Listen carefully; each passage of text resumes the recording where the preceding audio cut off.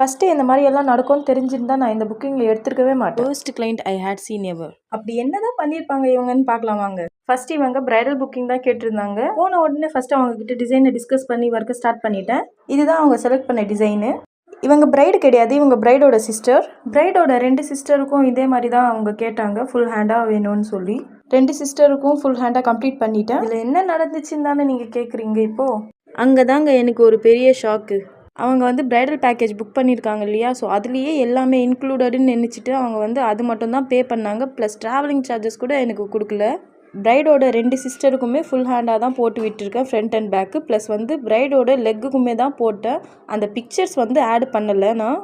But அவங்ககிட்ட நான் பிஃபோராகவே inform பண்ணிவிட்டேன் இந்த டிசைனுக்கு இவ்வளோ ப்ரைஸ் ஆகும்னு சொல்லி. அப்போ அவங்க ஓகேன்னு சொன்னது அப்புறம் தான் நான் டிசைன் போடவே ஸ்டார்ட் பண்ணேன். ஆனால் கடைசியாக அவங்க இப்படி டிசப்பாயின்மெண்ட் பண்ணுற மாதிரி நடந்துப்பாங்கன்னு கொஞ்சம் கூட எதிர்பார்க்கல.